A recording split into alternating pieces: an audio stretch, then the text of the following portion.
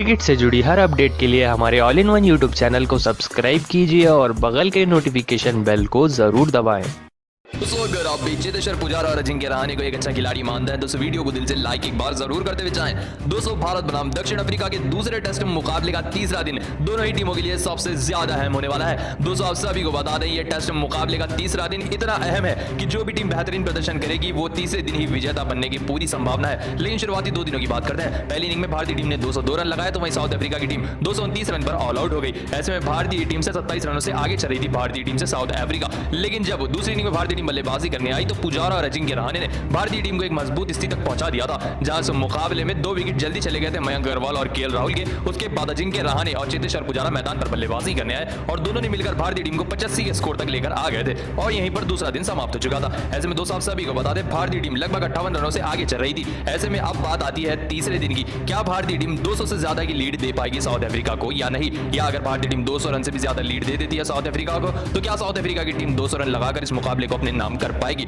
दोस्तों सबसे पहले अगर हम इन दोनों की बल्लेबाजी की बात करें तो अजिंक्य रहाणे 11 रन नाबाद खेल रहे हैं और चेतेश्वर पुजारा 35 रन नाबाद खेल रहे हैं। दोस्तों अगर हम चेतेश्वर पुजारा के पिछले कुछ रिकॉर्ड्स को देखें तो वो ज्यादा कुछ खास नहीं है, जहां उन्होंने पिछले कुछ मुकाबलों से अर्धशतक भी नहीं लगाया है। तो वहीं अजिंक्य रहाणे की बात करें तो पिछले टेस्ट मुकाबले में उनका सर्वश्रेष्ठ स्कोर था 48। जी हाँ दोस्तों 48 रन उनका सर्वश्रेष्ठ स्कोर था पहले टेस्ट मुकाबले में। ऐसे में अगर ये दोनों भारतीय टीम को 150 रन तक भी लेकर जाते हैं और भारतीय टीम के अगले बल्लेबाजों ने खास प्रदर्शन नहीं किया तो भारतीय टीम मुसीबत में आ सकती है। इन दोनों ही बल्लेबाजों को अर्धशतक जरूर लगाना पड़ेगा तीसरे दिन। अगर इन दोनों में से कोई भी बल्लेबाज दिन की शुरुआत में ही आउट हो जाता है तो भारतीय टीम के दूसरे बल्लेबाज भी डगमगाएंगे और भारतीय टीम की संभावना है कि भारतीय टीम जल्द से जल्द ऑल आउट हो जाए। किसी भी हालत में भारतीय टीम को 200 से ज्यादा की लीड देना जरूरी है साउथ अफ्रीका को अगर ये मुकाबला जीतना है तो। दोस्तों आपको क्या लगता है कौन सी टीम दूसरा टेस्ट मुकाबला जीत पाएगी? इसका जवाब हमें कमेंट में एक बार जरूर बताते हुए जाएं। दोस्तों शार्दुल ठाकुर ने कमाल दिखा दिया है भारत बनाम दक्षिण अफ्रीका के दूसरे टेस्ट मुकाबले में। दोस्तों आप सभी को बता दें तूफानी टेस्ट मुकाबले का आज दूसरा दिन था, तो आइए आप सभी को बताते हैं इस पूरे मुकाबले की पूरी हाईलाइट।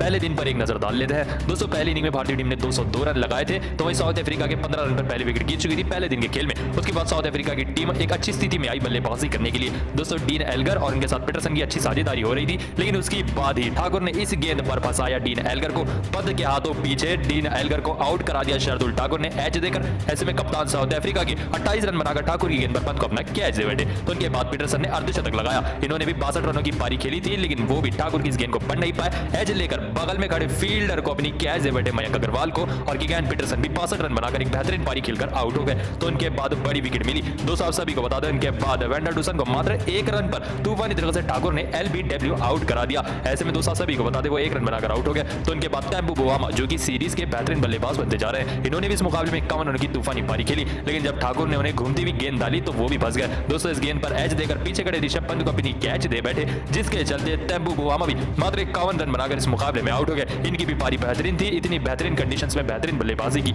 ऐसे में उनके बाद विकेटों का पतन जारी रहा। विवेन जो कि विकेट कीपर थे नए बल्लेबाज से साउथ अफ्रीका के, तो उनको मात्र 21 रन पर एलबीडब्ल्यू आउट करा दिया ठाकुर ने। इनका यह पहला मैच था भारत के खिलाफ। ऐसे में उनके बाद मार्को जेनसन भी 21 रनों की पारी खेल ठाकुर को बड़ा शॉट लगाने की कोशिश कर रहे थे और शार्दुल ठाकुर ने उन्हें फंसा दिया। ऐसे में मार्को जेनसन भी मात्र 21 रन बनाकर ठाकुर की गेंद पर अश्विन को अपना कैच दे बैठे। तो फिर मोहम्मद शामी आए गेंदबाजी करने के लिए, उन्होंने रबाड़ा को इस गेंद पर फंसा दिया। रबाड़ा चौका मारने के चक्कर में सीधे खड़े सामने खड़े सिराज को अपनी कैच दे बैठे और मात्र 0 रन बनाकर आउट हो गए। ऐसे में इनके बाद महाराज को 21 रन पर बुमराह ने बोल्ड कर रख दिया। अब आखिरी विकेट थी लुंगी निगिड़ी की। दोस्तों शार्दुल ठाकुर ने इस गेंद पर फंसाया लुंगी निगिड़ी को, गेंद बल्ले का एज लेकर पीछे खड़े विकेट कीपर के दस्तानों में गिरी और यही शार्दुल ठाकुर ने 7 विकेट पूरे किए। जी हाँ दोस्तों तूफानी मुकाबले में 7 विकेट लिए साउथ अफ्रीका के खिलाफ शार्दुल ठाकुर ने, 2 विकेट शामी ने लिए, 1 विकेट बुमराह ने लिए और भारतीय टीम ने साउथ अफ्रीका को 229 रन पर ऑल आउट कर रख दिया। जी हाँ दोस्तों साउथ अफ्रीका ने 27 रन ज्यादा लगाए भारतीय टीम की तरफ से। ऐसे में अब अपनी दूसरी इनिंग में भारतीय टीम बल्लेबाजी करने उतरी। दोस्तों मयंक अग्रवाल व केएल राहुल ने बेहतरीन सलामी जोड़ी के लिए बल्लेबाजी की, लेकिन ये पारी ज्यादा देर तक नहीं चली। जिनके पास मयंक अग्रवाल 23 रन बनाकर ओलिवर की इस गेंद को पढ़ नहीं पाए और एलबीडब्ल्यू आउट हो गए।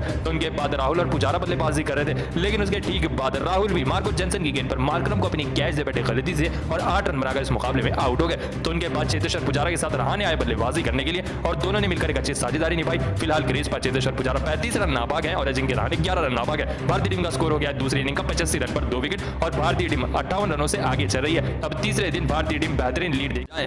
दोस्तों भारत बनाम दक्षिण अफ्रीका का दूसरे टेस्ट मुकाबले का दूसरा दिन भी काफी रोमांचक तरीके से शुरू हुआ।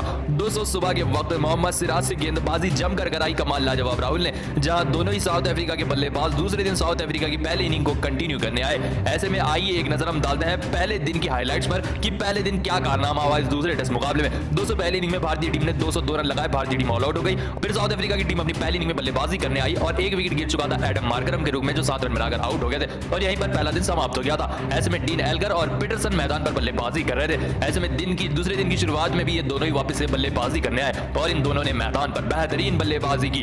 दोस्तों डीन एल्गर जो कि साउथ अफ्रीका के कप्तान है, इनकी तारीफ जरूर होनी चाहिए क्योंकि घातक गेंदबाजी के आगे भी ये अपनी तूफानी बल्लेबाजी का जलवा दिखा रहे हैं। दोस्तों आप सभी को बता दें इस मुकाबले में तूफानी बल्लेबाजी कर रहे हैं दिन की शुरुआत तक। दोस्तों डीन एल्गर एकमात्र ऐसे बल्लेबाज हैं जो साउथ अफ्रीका की पूरी बल्लेबाजी को अकेले लेकर चल रहे हैं। फिलहाल डीन एल्गर इस मुकाबले में 15 रन नाबाद है और उनसे ज्यादा खतरनाक बल्लेबाज कीगन पीटरसन कर रहे हैं जो 42 रन लगा चुके हैं, अपने अर्धशतक पर बढ़ रहे हैं। दोस्तों मोहम्मद सिराज की गेंदबाजी इस मुकाबले में फीकी नजर आ रही है, तो उनके सामने जसप्रीत बुमराह ने भी 13 ओवर अभी तक डाल दिए हैं, शामी ने भी 11 ओवर डाले हैं और सिराज ने 6 ओवर डाले हैं। किसी भी बल्लेबाज ने कीगन पीटरसन की विकेट अभी तक नहीं निकाली है और ये 42 रन पर बेहतरीन पारी खेल रहे हैं। ऐसे में भारतीय टीम की गेंदबाजी फीकी नजर आ रही है दूसरे दिन के खेल में। दोस्तों अब ऐसा लग रहा है कि 202 रन के भारतीय टीम को टारगेट को आराम से साउथ अफ्रीका की टीम पार कर लेगी और भारतीय टीम को अच्छी खासी लीड देने वाली है साउथ अफ्रीका की टीम। ये दोनों ही बल्लेबाजों के बीच में 50 से ज्यादा रनों की साझेदारी भी हो गई है, भारतीय टीम के लिए काफी बड़ा खतरे का संकेत है। दोस्तों आपको क्या लगता है, क्या भारतीय टीम साउथ अफ्रीका को 200 के अंदर ऑल आउट कर पाएगी या नहीं? इसका जवाब हमें कमेंट में एक बार जरूर बता दें।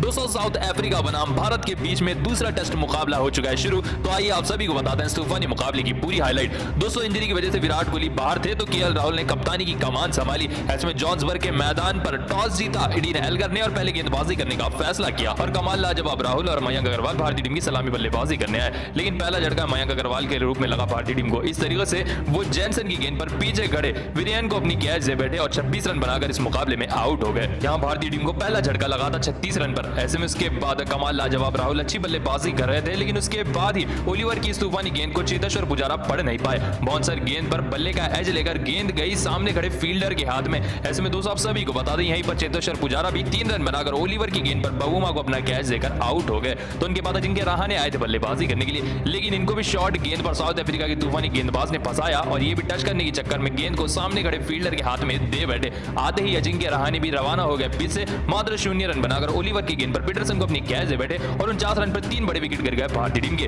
उसके बाद हनुमा विहारी ने अच्छी पारी खेली, लेकिन वो भी शॉर्ट गेंद पर शिकार बन गए। शॉर्ट गेंद पर इस गेंद को टच करने के चक्कर में बगल में खड़े फील्डर को अपनी कैच दे बैठे। इस तरीके से हनुमा विहारी जो कि अपना नया मैच खेल रहे थे इतने दिनों के बाद, हनुमा विहारी भी इस मुकाबले में 20 रन बनाकर रबाड़ा की गेंद पर वेंडर डूसन को अपनी कैच दे बैठे। तो इनके बाद कमाल लाजवाब राहुल जो पहले सलामी बल्लेबाज थे, एक तरफ से अच्छी बल्लेबाजी कर रहे थे। इनकी बल्लेबाजी में आज काफी बेहतरीन टच नजर आ रहा था। 250 रन लगा चुके थे, अपना केएल राहुल अर्धशतक पूरा कर चुके थे, लेकिन एक और बार तूफानी शॉट बॉल पर साउथ अफ्रीका के गेंदबाज ने केएल राहुल को फंसाया। इस गेंद पर बड़ा शॉट खेलने के चक्कर में नीचे खड़े रबाड़ा को अपनी कैच दे बैठे कमाल लाजवाब राहुल और शतक नहीं बना पाए इस मुकाबले में। इस मुकाबले में मात्र 50 रन बनाकर जैनसन की गेंद पर रबाड़ा को अपनी कैच देकर अर्धशतक बनाकर आउट हो गए केएल राहुल। तो मैदान पर ऋषभ पंत आए थे बल्लेबाजी करने के लिए। 17 रन लगाकर ऋषभ पंत भी इनसाइड एज गेंद पर पीछे खड़े विकेट कीपर को अपनी कैच दे बैठे। इस तरीके से गेंद बल्ले का एज लेकर गई कीपर के हाथों में और 17 रन बनाकर जैनसन की गेंद पर वीरेन को अपनी कैच दे बैठे ऋषभ पंत 17 रन पर। तो उनके बाद शार्दुल ठाकुर भी आते ही रवाना हो गए इस गेंद पर बड़ा शॉट खेलने के चक्कर में पीछे खड़े फील्डर को अपनी कैच दे बैठे शार्दुल ठाकुर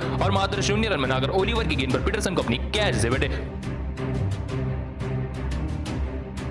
उनके बाद अश्विन भी 46 रन बनाकर सेट हो चुके थे और अपनी तूफानी अर्धशतक के ऊपर बढ़ रहे थे, लेकिन उसके बाद इस शॉर्ट गेंद को पढ़ नहीं पाए रविचंद्रन अश्विन। जैनसन की इस गेंद पर नीचे खड़े फील्डर को अपना कैच 40 रन बनाकर आउट हो गए। ऐसे में उनके बाद मोहम्मद शामी भी सामने का शॉट खेलने के चक्कर में सामने खड़े रबाड़ा को ही उनको कैच दे बैठे और मात्र 9 रन बनाकर कैच एंड बोल्ड रबाड़ा के हाथों ही आउट हो गए मोहम्मद शामी। तो उनके बाद आखिरी विकेट थी मोहम्मद सिराज की। दोस्तों इनको पीछे की तरफ आउट किया रबाड़ा ने, एज लेकर पीछे खड़े कीपर के हाथ में गई कैच मोहम्मद सिराज की और आखिरी विकेट अफ्रीका की टीम को। ऐसे में भारतीय टीम ने अपनी पहली इनिंग में 202 रन लगा दिए और भारतीय टीम पूरी तरह से ऑल आउट हो गई। और अब दिन के आखिरी में साउथ अफ्रीका की बल्लेबाजी बाकी थी। पहली इनिंग साउथ अफ्रीका उतरी बल्लेबाजी करने के लिए। दोस्तों दिन के अंत में मोहम्मद शामी ने बड़ा झटका दिया साउथ अफ्रीका को। इस तरीके से पैड्स पर लगी गेंद मोहम्मद शामी की। दोस्तों मोहम्मद शामी ने तेज तरार गेंदबाजी से पहले सलामी बल्लेबाज साउथ अफ्रीका के एडम मार्करम को वापस पवेलियन का रास्ता दिखाया मात्र 7 रन पर। ऐसे में दोस्तों आप सभी को बता दें उनके बाद मैदान पर डीन एल्गर और रोग्रो पीटरसन बल्लेबाजी करने आए थे।